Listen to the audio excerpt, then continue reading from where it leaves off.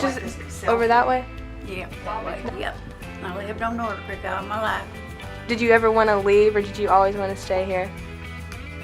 Well, I thought I wanted to leave, but you know, when you get to a place where you think you would like to be, it ain't nothing like home. Redbird is, I've been coming here for 13 years, been 14 in August. I like the people too. You like the I like the people. this is my friend Tracy. But, you know, growing up in the mountains and stuff, what was your favorite part about Well, growing up? Going to the hills and What do you think makes Appalachia different from any part of the country? well, I don't know. You know, people is anxious to go places like Raven here. Then we have people come here and they think it's better than anybody's ever been. Do you think that? Oh, I think it's beautiful. It's so peaceful here. I love it here. Yeah, It's so pretty. I do too. Well, my husband's from New Jersey. I'm from New York State. We lived in Massachusetts for a while, and then we moved to Chattanooga, Tennessee. We were there for 6 years, but we felt like there was something more that we could be doing with our lives. He is retired, and we both have gifts that we wish to offer, but didn't really know exactly how to go about it. So we checked around and we found Redbird Mission, which is a program that I've known since I was a teenager. Redbird is so much history behind it, and it's just a spiritual center in the mountains, and that's probably the most important thing, is that we see to the academic needs and the spiritual needs of our students. New York Times online magazine last summer wrote that they did not even recognize this as part of the U.S., that it looked like they were in a different country. That Clay County, the county we're standing in right now, came in dead last for every single county in the entire United States for quality of life. And they use 6 metrics: healthcare, employment rate, poverty, how many people live below the poverty level, that kind of thing, and rated them all equally, added them up, and we came in dead last. The biggest need here, really, that would solve a lot of issues that are faced is jobs. The economy continues to decline here, where it's slowly getting better in most of the U.S. It's a very complicated issue because, you know, it's in a very isolated area. Yeah. So there's not the infrastructure that you can't bring in a factory. So it's going to take a lot of creative solutions and a lot of different entities working together. Currently, there have been a lot of government funds thrown at the area to help with the issue. The problem is they usually go to companies to hire people that already have jobs to study the problem, or to,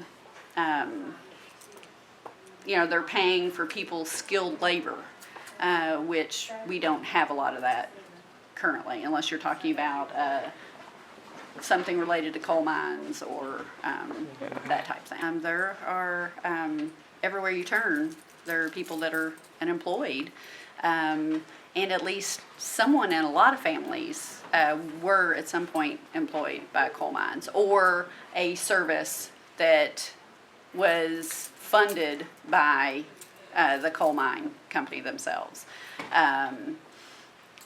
So it has really devastated the entire region, and there's just really nothing that has been able to replace that. There obviously is still coal here. It's not necessarily the cheapest coal that you can get, so it does cost more to mine it. A lot of the cheaper coal in the area has been removed, so it would cost even more to dig deeper to get the remaining coal. And regulations make it that much harder, and you're competing with cheap natural gas, which if it costs more to mine it and to get it to market, you're not being very competitive with the other products out there. And a lot of companies, yeah, if they've closed up their mines, they've moved on to other mining sites. So they're not necessarily just going to come back and pour more money in to start up. Right now, there's just such a high rate of unemployment, and my personal feeling about it is when people get laid off and there aren't jobs that are around, and that to me that leads to some depression, and it also might lead to worse things like alcohol and drug abuse. So these are all the things that we're trying to help in certain ways. Just like in big cities, they have problems with drugs and a lot of the poverty and the unemployment, and that happens everywhere, and you definitely see it here because people come to the outreach and they need help. If they're women who are pregnant and they're addicted to drugs, what kind of help are you going to get? Well, people go to Redbird to see where they can go to get the help. Over at the outreach, the community outreach, they have all sorts of programs to help people who need food, people who might need a special a program to help them along the way.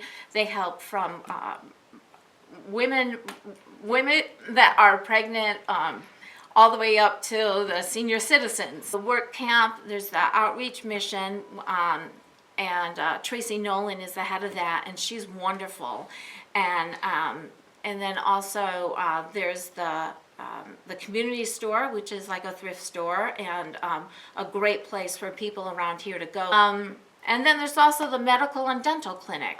That's part of the reason this started here in 1921 was the school, and they also needed a doctor or someone in the medical profession. I mean, we need all of this help from Redbird. I mean, absolutely. When I talk to people from the community, they trust Redbird. They know that they're going to get things done. If they need help, they know they can come to Redbird. And that's a really important thing because there's a lot of conflict that goes around that has always gone around in this area in Appalachia and a lot of history there. It has been very life-changing. I feel like God has given me this time to be able to do this. I'm 45. Not many women my age can go and work full-time somewhere at a mission and to volunteer. And I feel so blessed that I've been given this time. People think that missionaries are going to come here and they're coming here to change your life. And that's not what we're here for. We're here to help them. Help them with their life. And also and gain more knowledge about life, basically, in the Appalachian culture. I mean, and like I was saying earlier, I just feel so blessed because these people really touch you. They love you. When it has to do with Redbird, they want to know about you because it is the really only place to go in this area. And I love to learn. First, I just loved all the history. I loved reading about it. I loved hearing about the growth. I loved to see how it changed so much from the beginning till now. But the other thing that I really love about it is that I think it connects me more socially with people, and I'm so glad that I have this time to be able to do this. I don't know how else to say it. It's I don't want to cry. It was sort of a chance encounter. I knew the principal that was here 5 years ago. He needed a 6th grade social studies teacher to come in for one semester. And he called me, knowing me. We'd worked together before. And I came for one semester, and I'm still here. So I love everything about Redbird. The atmosphere, the academic atmosphere. I love being able to get to know Dr. Collins and work with him 1 year. And it's just it'd be, if I told you all I love about Redbird, we'd be here probably till dark, so. Why did you all move here? Just different. Are you happy that you moved here? Kinda. But I wanted to make it for You want to move back to Florida? Why is that? more work. Would you consider this place your home? How many siblings do you have? Oh, yeah. What you mean, youngins? Yeah, how many brothers and sisters do you I have? was 8 brothers and five girls. That's, 13? Yeah, my mama had 13 kids. Jesus, sweet. And she had miscarriages too. How big was your house? Did your house fit all those people? You know what? I was thinking about that. I watch things on television that, you know, bring back memories. We grew up poor. Dirt poor. 8 brothers. And my daddy, he mostly raised his sisters' young'uns. They was there about every meal. And he'd send them home. He didn't care what he said to them, but they come right back. How many rooms did your house have? At that time, it was an old house, and it had 1, 2, just 4 rooms. And see, the living room, they had their beds in the living room. They had 2 beds in the living room, and a table over in the corner. And at night, when it was winter time, I brought the bucket, the water in the living room to keep it from freezing in the kitchen. Oh. What'd your mom do? Did she stay at home and take care of you all? She worked hard, my mom did, in the garden, and clearing up places to plant stuff. What kind of stuff did you all garden? We Corn. garden beans, taters and cabbage, onions, and you name it. Sweet potatoes, anything that, you know. And the thing that we could, and turnips, mustard. Mommy loved mustard greens, and she loved to can them too. Mommy, she loved canned, and she did, you know, she did all kinds of stuff in canning, and like crab, pickled corn, and it was good too. It's easier back then, to raise a big family than it is to raise a little So family. the oldest one's good work. We took care of the kids while Mommy worked, and we did our washing. And my sister, we were 7 years old and we were hanging out washing ourselves. And we washed all the diapers and take them to the branch. The branch run all the time then, don't no more. What did your parents do? My daddy he worked in the mines, and he did I don't know all he did when he was, about like Loretta Lynn. We went to the new ground and hoed corn, and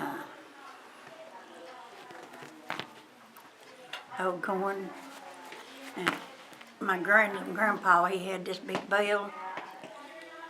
When we didn't take care of their dinner time, they had this big bell, and we'd go out there and ring it to come to lunch. I went to Clay County School, but I didn't learn nothing. What do you mean? You went for the fun. I went for the fun, I guess. I played ball, played horseshoe, and that was my hobby. What did you do as a career? Oh my God. As a career, And they use their money for I things played. that they want to go to. You the played? next That sounds like a fun I played career. horseshoe. Oh, fun. Played ball, I played any kind of game and interested me. Did you have any children? Yeah, How many did you I have? got 3 dead, 3 dead, and I had 7 young ones. And I got 29 great-grandkids, 1 great-great-grandkid. Did your husband work in the coal mines? What did your husband do? He worked in the coal mines, he worked in the railroad, and he sold board for the mines. Yeah, How long did he work there? on the railroad. And in the coal mines. He worked 7 years for Sandy Fork. Lord, he started when he was 14-year-old working in the mines. My daddy had black lung, and my husband too. I said, Lord, Lynn didn't have nothing on me. I had a daddy that worked in the coal mines, and we went to the fields, and he raised hogs, and we did about everything that she did. Yeah. My man was a coal miner, and my daddy was too. Did you ever get scared that they weren't going to come out of the Yeah. coal mine? I was Worry scared about it every day? every day. I worried about it till he come home. We got into it going home one day, and I had brothers that die, and they jumped onto me and said we put one over there on the graveyard, and said we put another over. When she did that, I gave her a slapped her from. And Jack Woods, I don't know if Tracy knows him or not, but I gave him a slap too whenever he tried to take up for him, and he didn't try no more. Some of your brothers and sisters pass away. My brother, one of them died with something was wrong with his head, and my daddy took him everywhere to the doctors, and they never could find what it was. We was in the room one evening after we eat, and he took a spell, and he said, Daddy, I can't see you. And that killed my daddy. He went for the doctor, and when he come back, he was dead. And it like to kill him. And me too. He was my favorite brother. And my other brother, he had something like polio. And then another one of my brothers that died, he was twin, and he died at birth. Wow. I'll be 82 in August. Well, you don't look 82. I don't? No, you look 30. It's good. God Thank you. bless Been home. I love gardening, canning, and quilting, piecing tops. And I like the flea market. Yeah, and I like Johnny Cash. I love Johnny Cash. And June Carter. And I liked a lot of singers, and I can't think of their names. That's him and June singing. I forgot it already. Folsom Prison. Folsom Prison. And there's another one he sang. Got married in a fever. You know? Oh, Jackson? Yeah. We got married in a fever. Hotter than a pepper's brand.